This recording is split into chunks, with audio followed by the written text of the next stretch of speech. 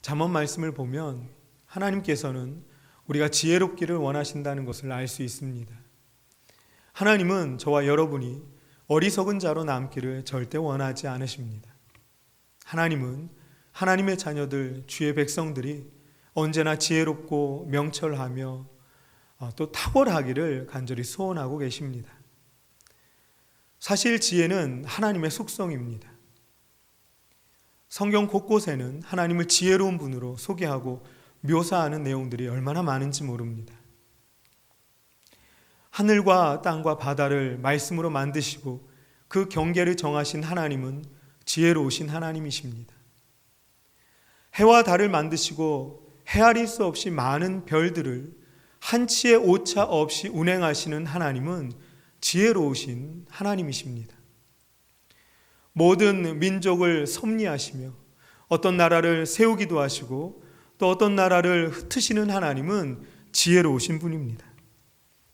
흙으로 사람을 지으시고 머리끝부터 발끝까지 그 수천억 개의 세포를 관리하시며 우리로 하여금 숨쉬게 하시고 또 움직이게 하시고 살아가게 하시는 우리 하나님은 지혜로우신 분입니다.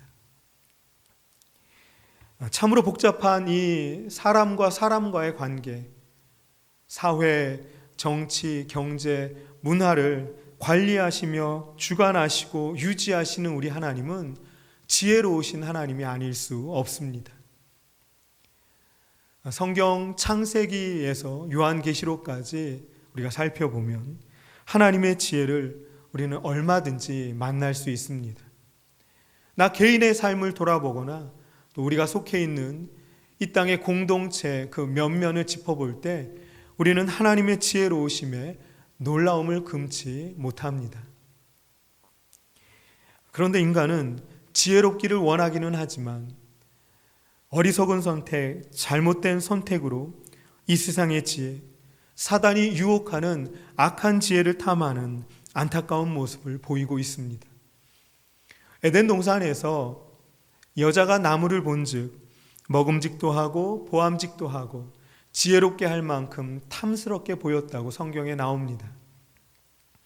교만을 부추겨서 하나님과 사람을 분리시키려는 이 사단의 계략에 속아 넘어간 여자가 욕심을 가지고 그 나무를 쳐다보았을 때 그것은 지혜롭게 할 만큼 탐스럽게 보였다는 것입니다. 사랑하는 여러분, 그 지혜는 하나님의 지혜가 아닙니다. 선한 지혜가 결코 아닙니다. 하나님이 그 선악을 알게 하는 나무의 열매를 절대로 먹어서는 안 된다는 것을 알고 있었음에도 불구하고 저 열매를 먹으면 내가 지금보다 더 지혜로워질 수 있겠다는 생각에 그만 잘못된 선택을 하고 말았습니다. 그런데 사실 하나님은 인간에게 이미 충분한 지혜를 허락하셨습니다. 여러분 한번 생각해 보십시오. 하나님이 만드신 그 모든 동물들의 이름을 짓게 하셨습니다. 아담에게 그러한 명령을 주셨어요. 그 수많은 것들의 이름을 짓는다는 것, 여러분 이게 보통 지혜로 가능하겠습니까? 그것만이 다가 아닙니다. 아예 에덴 동산을 관리하게 하셨습니다. 이것은 엄청난 지혜가 필요한 일이 아닐 수 없습니다.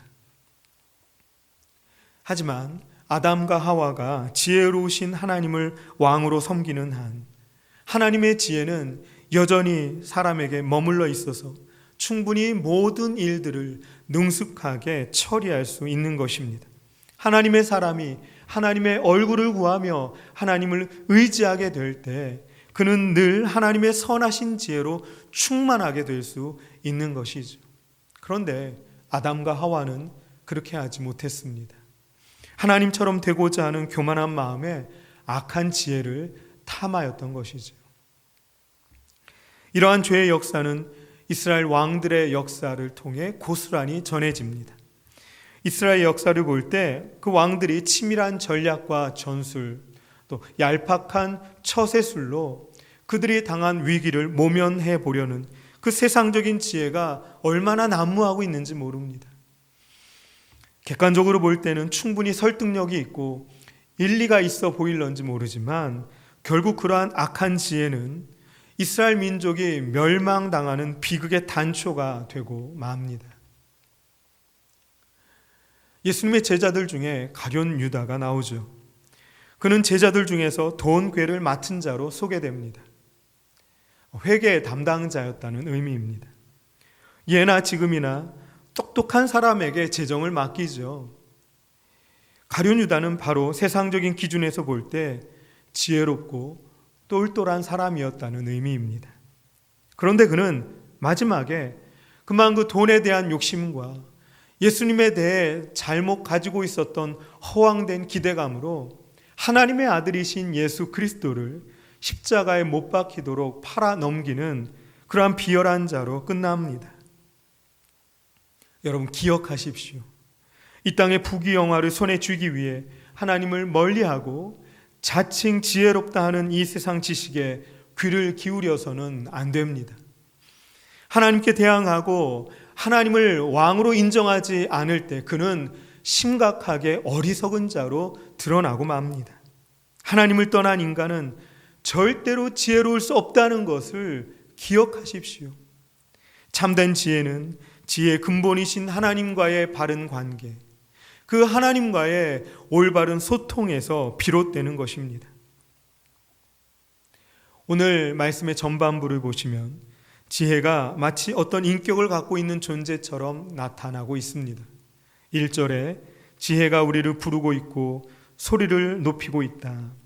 2절에 길가의 높은 곳과 내거리에 서서, 3절에는 성문에 그리고 문 어귀와 여러 출입하는 문에서 소리를 높여 부른다고 나옵니다.